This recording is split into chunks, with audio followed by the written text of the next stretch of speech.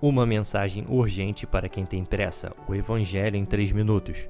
Conheça melhor quem é Jesus e o que ele fez por você nestes comentários de Mário Persona sobre o Evangelho de Mateus, em mensagens que você lê em apenas 3 minutos. Adquira agora sua cópia com frete gratuito para assinantes Prime Video. O link está na descrição do vídeo. Clique agora e garanta seu exemplar.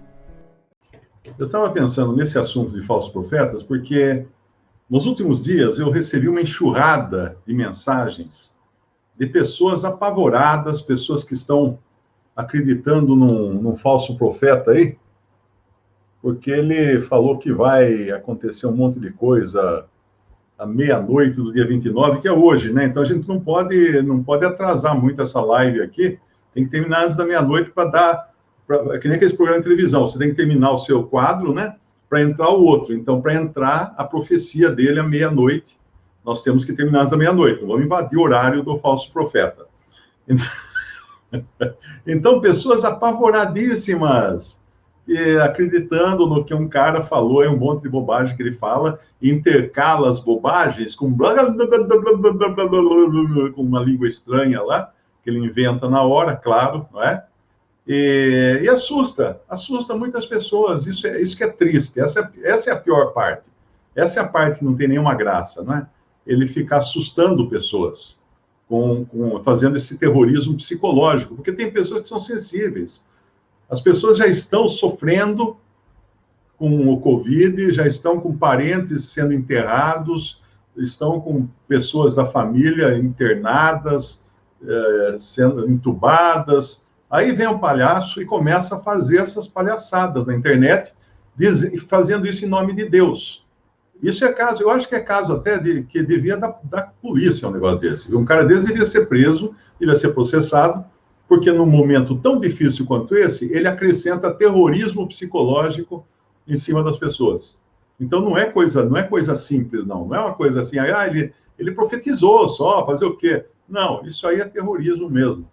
E eu fico muito triste porque, como eu tenho muitos contatos, eu recebo muitas mensagens de pessoas literalmente apavoradas, com a calça na mão, medo de o que vai acontecer hoje à noite. E aí é triste você ver que uma pessoa dessas usa o nome de Deus. Ele deveria estar muito preocupado porque ele vai ter que dar conta disso. Ele vai ter que prestar contas a Deus de estar usando o nome de Deus em vão, falando na primeira pessoa, tipo assim, o Senhor me disse o seguinte, cara, Deus não disse nada para você, isso é da sua mente doentia que você está inventando essas coisas. Então, eu sugeri que nós pudéssemos falar um pouco hoje de falsos profetas, porque o Senhor avisou que eles viriam, que eles surgiriam. E com o pentecostalismo, o neopentecostalismo, isso aí foi como que jogar adubo nessa horta de falsos profetas, para crescer mais ervas daninhas ainda, né? Quando você tem uma horta, eu já tive essa experiência, às vezes você traz esterco de uma determinada origem, de uma determinada fazenda, e você joga na horta, fala assim, puxa, vai crescer minha horta. Só que aquele esterco tem tanta semente de erva daninha que ele quase que acaba com a sua horta, porque as ervas daninhas estão lá dentro, elas foram preservadas no meio do esterco, na digestão do boi, elas permaneceram ativas. E aí cresce aquele monte de mato no meio da horta, só dá trabalho para você tirar o mato. É claro que a verdura cresce bem, mas o mato também segue o mesmo caminho. Então, esse sistema pentecostal e neopentecostal foi um adubo, um verdadeiro esterco, nos dois sentidos da palavra, jogado em cima da cristandade, que trouxe muita erva daninha, além de muita sujeira e muitas falsas doutrinas, começando pela falsa doutrina de que o crente poderia perder a salvação se não perseverasse, e aí vem outra, na cola dessa vem outra, porque o erro nunca anda sozinho, né? O erro nunca anda sozinho, desgraça pouco é bobagem. Então, eu sugeriria que nós lêssemos hoje o capítulo, eu acho que é o capítulo 7 de Mateus, é isso, né? Que fala sobre os falsos profetas, começando a partir do versículo 15, Então, poderíamos ler esse trecho aí. Acautelai-vos, porém, dos falsos profetas, que vêm até vós, vestidos como ovelhas, mas interiormente são lobos devoradores. Por seus frutos os conhecereis. Porventura, colhem-se uvas dos espinheiros ou figos dos abrolhos? Assim, toda árvore boa produz bons frutos, e toda árvore má produz frutos maus. Não pode a árvore boa dar maus frutos, nem a árvore má dar frutos bons. Toda árvore que não dá bom fruto, corta-se e lança-se no fogo. Portanto, pelos seus frutos os conhecereis. Nem todo o que me diz Senhor, Senhor, entrará no reino dos céus, mas aquele que faz a vontade de meu Pai que está nos céus. Muitos me dirão naquele dia, Senhor, Senhor, não profetizamos nós em teu nome, e em teu nome não expulsamos demônios, e em teu nome não fizemos muitas maravilhas? Então lhes direi abertamente, nunca vos conheci. Apartai-vos de mim, vós que praticais a iniquidade. Todo aquele, pois, que escuta estas minhas palavras e as pratica, assemelhá-lo-ei ao homem prudente, que edificou a sua casa sobre a rocha. E desceu a chuva, e correram rios, e assopraram ventos, e combateram aquela casa, e não caiu, porque estava edificada sobre a rocha. E aquele que ouve estas minhas palavras e as não cumpre, compará-lo-ei ao homem insensato, que edificou a sua casa sobre areia. E desceu a chuva, e correram rios, e assopraram ventos, e combateram aquela casa, e caiu, e foi grande a sua queda. Muito bem. Nós temos aí uma pista que nos ajuda a identificar um falso profeta. E que pista é essa? Aqui ele mostra basicamente três coisas, não é, que são... ou mais de três, porque ele fala de árvore também, fala de caminho, de porta estreita e caminho apertado. Em contrapartida, há uma porta larga e um caminho espaçoso. Depois ele fala dos falsos profetas, vestido como ovelhas, mas interiormente sendo lobos devoradores. Depois ele fala dos frutos de uma árvore, que podem ser uvas ou figos, mas de árvores ruins. Então tem a árvore boa, que produz bons frutos, e tem a árvore má, que produz maus frutos. O Espírito Santo usa aqui sempre essas duas coisas para mostrar, não é?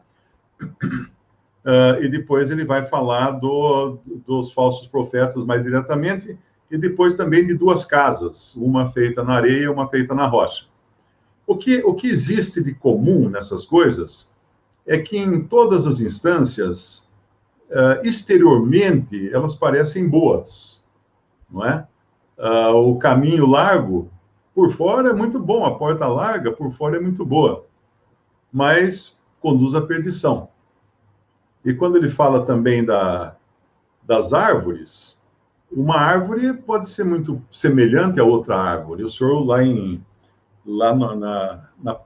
nas parábolas de Mateus, capítulo 13, o senhor falou do trigo e falou do joio, que são muito semelhantes como plantas. Uma pessoa que não conhece pode errar e achar que plantou trigo no seu... Aquele cara que pega o fundo de garantia, compra um sítio, né? E fala, vou plantar trigo. Daí ele compra uma semente lá, meio de origem duvidosa, e cresce joio. E ele acha bonito, o joio é muito parecido com o trigo, né? Só que ele fica esperando a colheita e não dá nada, porque o joio não vai dar trigo no joio, mas ele é muito parecido. Então, o detalhe importante aqui, que nenhum cristão deveria perder, é da similaridade do mal em relação ao bem. Quando nós falamos de Satanás, precisa esquecer aquela imagem do gibi do Cebolinha, de Satanás com um chifre, com um garfo na mão, sentado num trono, no meio do fogo do inferno, com uma cauda em forma de lança, de flecha. Esqueça isso aí.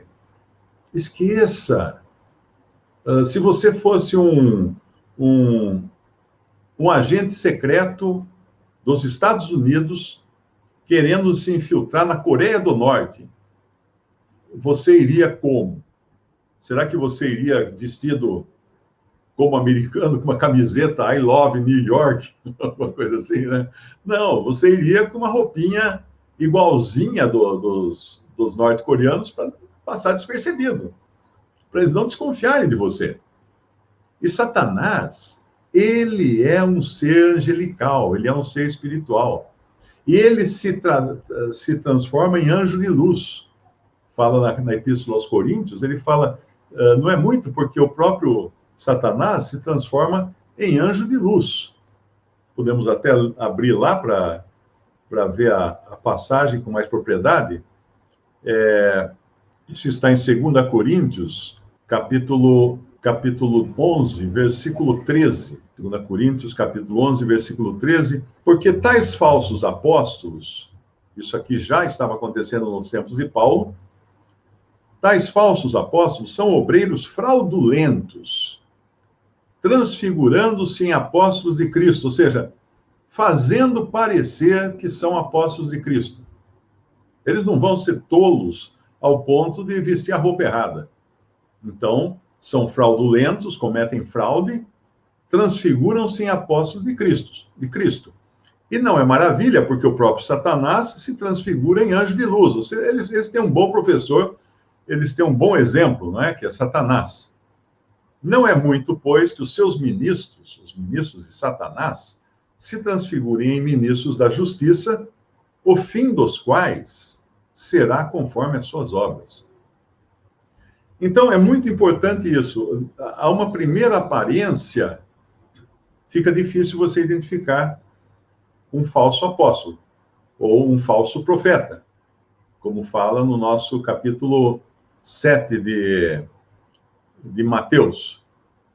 E ele, no versículo 15, ele fala, manda cautelai-vos dos falsos profetas, que vêm até vós vestidos como ovelhas. Então, eles vêm misturados no rebanho dos verdadeiros cristãos, que são as ovelhas de Cristo, porque eles vêm fantasiados.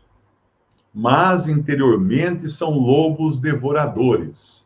Eu acho que todo mundo aqui já assistiu aqueles filmes de guerra, em que os soldados americanos vão invadir um forte alemão, e para fazer isso eles se vestem com farda de soldados alemães. Isso, todo filme de guerra tem isso, né? Os caras não vão lá vestidos do jeito que eles estão. Então, assim são os falsos profetas. Então, não acredite, porque um cara que anda com a Bíblia na mão, pregando, falando palavras da Bíblia, tudo, isso não garante que você esteja diante de uma pessoa genuína, de uma pessoa que não seja fake, não seja falsa, não seja apenas uma imitação, uma cópia. Então, eles vêm vestidos como ovelhas, para copiar as ovelhas, mas são lobos por dentro, devoradores. Aí no versículo 16, fala que pelos seus frutos conhecereis, porventura colhem-se uvas dos espinheiros ou figos dos abrolhos. Então é muito mais fácil você, ao invés de olhar para a aparência, olhar para as consequências, ou seja, pelos resultados das coisas que ele faz. Então, se você percebe que a pregação desse falso apóstolo ou falso profeta leva as pessoas a dependerem dele, como que ficando viciadas nele, que não se sentem seguras se estiverem longe dele, aí já vai marcando na sua cartelinha lá, do lado falso, você marca na sua cartelinha. Porque são pessoas que realmente querem criar dependência, são como droga. A droga, você começa com um pouquinho, toma um pouquinho a mais, daqui a pouco você é dependente, daqui a pouco você está sustentando, incluiu o traficante no seu orçamento. Vai tirar leite dos seus filhos para dar para o traficante, porque você ficou dependente dele. Então, repare se você não está dependente de um falso profeta. Mas outra coisa, e muito mais grave, que ele produz em você, é a insegurança. Porque o falso profeta, ele não vem trazer paz ao seu coração, ele não vem trazer tranquilidade. Ele não vem fazer isso, ele vem criar intranquilidade para que você fique, mais uma vez, dependente dele para uma próxima injeção da pregação dele. Geralmente, eles vão dizer que você pode perder a salvação se você não frequentar a igreja dele, se você não fizer lá os propósitos, não der o dízimo, não entregar suas coisas. Ele vai colocar tudo que ele pode do seu arsenal para dizer que você é uma pessoa que pode perder a salvação. Então, o falso profeta, ele sempre vai trabalhar assim, querendo dizer que você depende dele, precisa dele. E quando fala aqui em Mateus 7,17, assim toda árvore boa produz bons frutos e toda árvore má produz frutos maus, e depois ele continua dizendo que não pode a árvore boa dar maus frutos e nem a árvore má dar frutos bons. Mas o problema é o seguinte, você não conhece se um fruto é bom sem comê-lo, não é? Porque eu já comprei maçã, por exemplo, que estava uma maravilha. A hora que eu mordi, estava podre por dentro, estava preta, com bicho.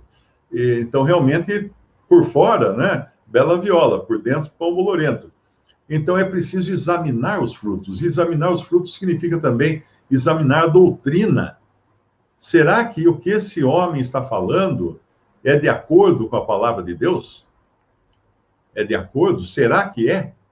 E uma coisa muito importante de entender é que quando você está mergulhado no sistema religioso, você vai perceber que tem muitos pregadores que se valem excessivamente do Antigo Testamento para criar suas doutrinas.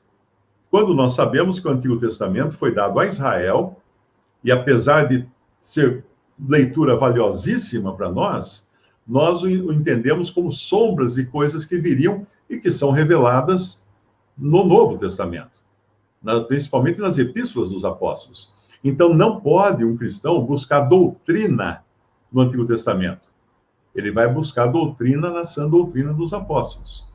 No Antigo Testamento, ele vai se ocupar com sombras, com figuras de coisas que haviam de vir. Então, por mais precioso que seja o Antigo Testamento, a sombra, quando uma pessoa vem nos visitar em casa, a gente vê uma sombra entrando pela porta, nós ficamos alegres. Mas nós não corremos lá para abraçar e beijar a sombra. Nós vamos esperar a pessoa entrar, porque daí nós vamos ver a realidade que aquela sombra apontava, que aquela sombra revelava. E daí no versículo 19, aqui nos fala uma coisa que é juízo de Deus. Toda árvore que não dá bom fruto, corta-se e lança-se no fogo. Esse é o juízo, esse é o destino dos falsos profetas. Portanto, pelos seus frutos os conhecereis. Ele fala no versículo 20. E agora vem uma coisa importante aqui. Olha só. Nem todo que me diz Senhor, Senhor. Na Bíblia, principalmente no Novo Testamento, na linguagem neotestamentária, uma maneira de você enfatizar, dramaticidade a uma expressão, deixar uma expressão dramática, é repeti-la. Repeti-la. Por isso que tantas vezes o Senhor fala assim, em verdade vos digo. Por que ele fala em verdade vos digo? Isso seria mais ou menos como sublinhar uma palavra, ou colocar em negrito uma palavra, ou colocar mais emoção naquilo, para deixar aquilo muito patente e evidente que ele está falando. Então, quando nós vemos aqui dizer, muitos dirão naquele dia, que dia é esse? No dia em que forem julgados.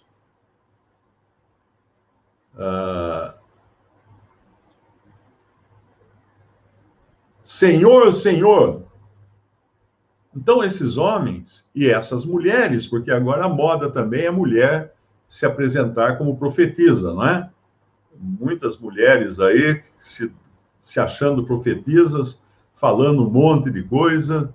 Outro dia me mandaram o vídeo de uma jovem, eu nem cheguei a ver, eu comecei a ver o vídeo, vi uma jovem bem novinha, começando, o Senhor me revelou que não sei o que, eu parei. Aí eu mandei uma mensagem para a pessoa que me mandou esse vídeo, falei assim, escuta, a Bíblia deixa muito claro que esse não é o papel da mulher, de pregar publicamente, né? Não é lá está em 1 Coríntios, fala da mulher permanecer calada nas igrejas, 1 Timóteo fala, não permite que a mulher ensine. E expliquei brevemente para a pessoa que me mandou o vídeo, tentando esclarecer para ela as verdades da Bíblia. Ela respondeu assim, falou assim, mas isso que diz aí, quem disse? Foi Deus ou foi Paulo? Então, acrescente aí na sua lista mais uma evidência de um falso profeta. Ele vai negar o ministério de Paulo, o ministério que o Senhor deu a Paulo. Porque ele é falso, ele não pode aceitar as verdades. E aí, ele vai se concentrar muito mais no Antigo Testamento, que promete benesses terrenas para esta vida, riquezas, prosperidade, saúde, sorte no amor, um monte de coisa, porque isso interessa a carne. Então ele vai ter um apelo muito grande para a carne. Ele vai apelar para a carne. Foi isso que a serpente, a mestra de todos os falsos profetas, foi isso que ela fez. A árvore, ela incitou Eva para que ela visse na árvore uma possibilidade muito grande de dar entendimento, de ser boa para a carne, para a soberba da vida. Essas três coisas que ela usa lá que Eva cai, né? Que Satanás usa para Eva cair. Depois Satanás usa também na tentação do Senhor Jesus no deserto, quando ele usa essas três tentativas de seduzi-lo com coisas que são boas para o corpo, são boas para a carne, são boas para os olhos, que enchem os olhos, e para a soberba da vida. Isso aí ele fez com o Senhor Jesus no deserto, lá na tentação. E depois João, eu acho que é João, numa das suas epístolas, ele vai tratar novamente dessas três coisas. Mas aqui, veja que ele diz, Senhor, Senhor. Então, ele não é um budista, esse falso profeta aqui. Ele não é um budista. Ele não é nem mesmo um espírita. Um bandista, da macumba, do candomblé. Não é, porque essas pessoas não têm essa maneira, esse linguajar. Senhor, Senhor. Não tem. Não tem.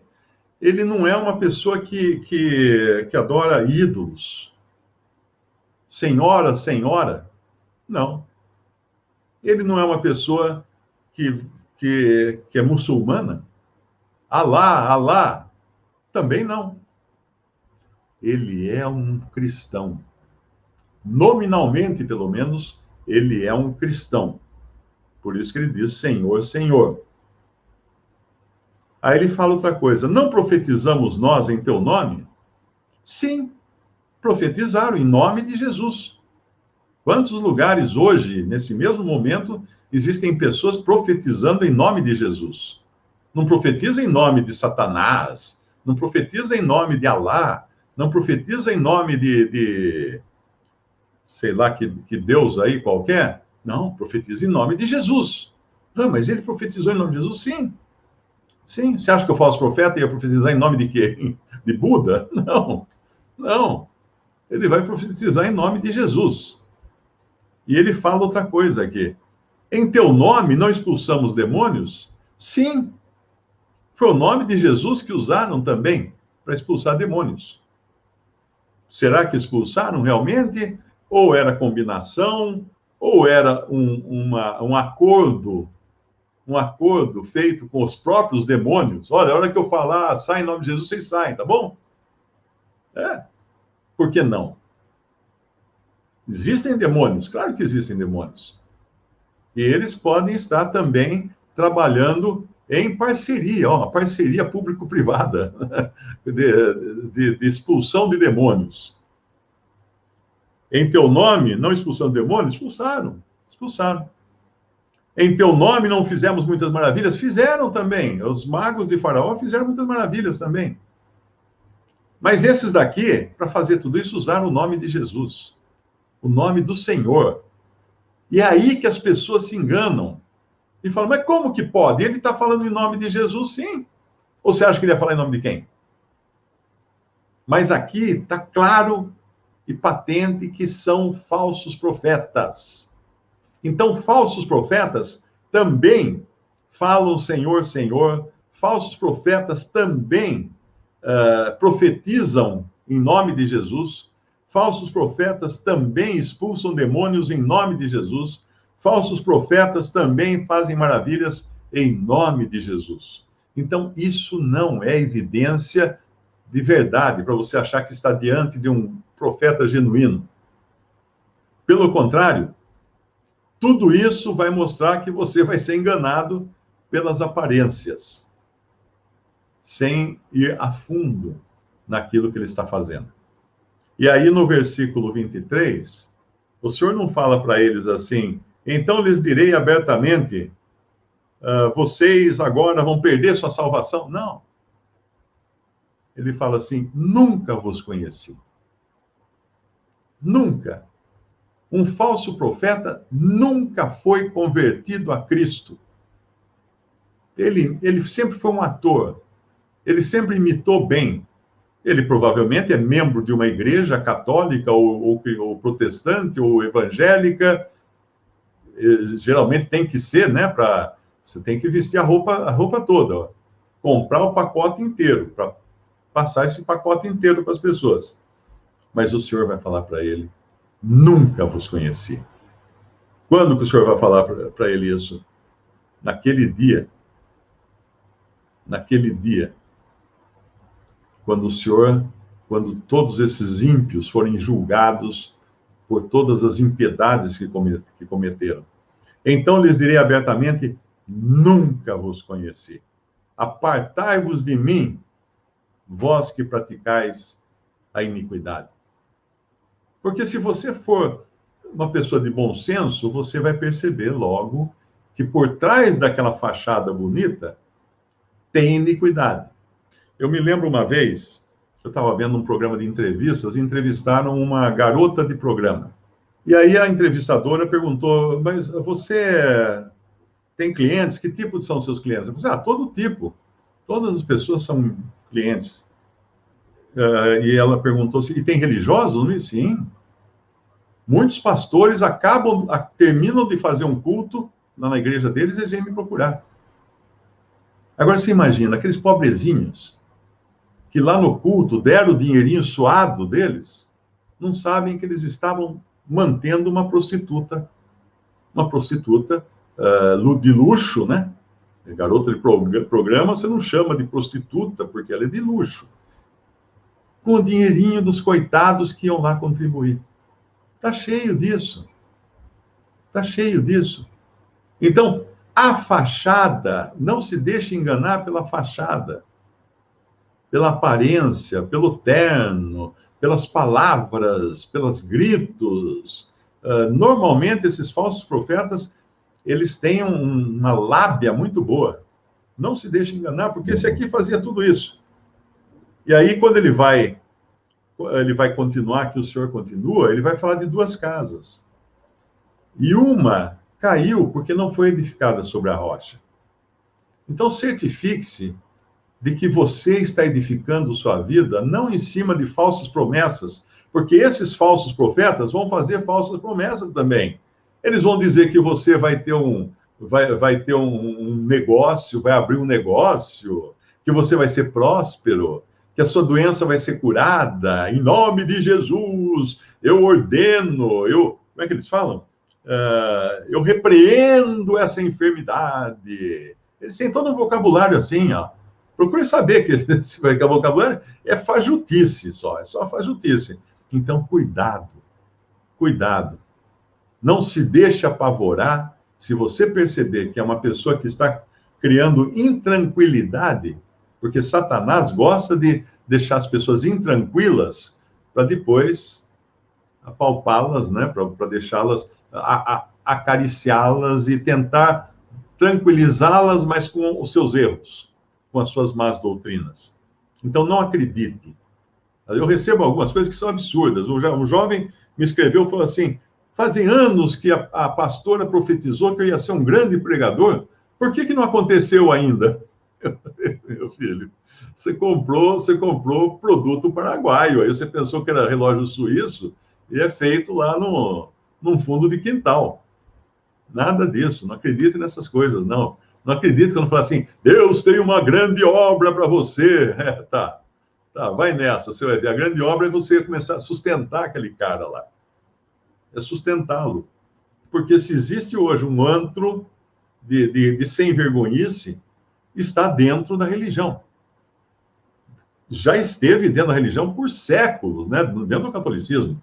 Basta ver todos os dias notícias de padres pedófilos que são descobertos. E aí, agora, isso hoje, porque hoje existe mais acesso à informação e também existe mais rigor contra essas coisas. Mas imagina nos séculos.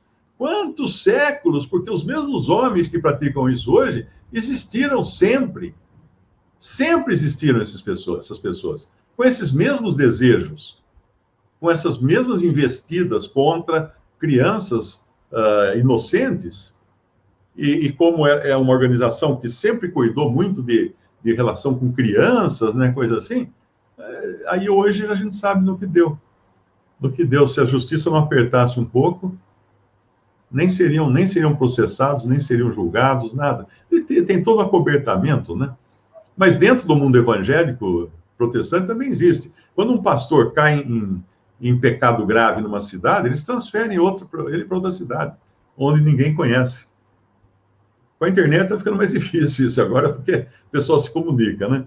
Então, isso aqui eu queria deixar claro, porque eu estou por aqui de tanta gente que é enganada por esses homens e mulheres e depois vem chorar as mágoas e depois vem dizer que deram o carro ou que deram todo o dinheiro que tinha ou que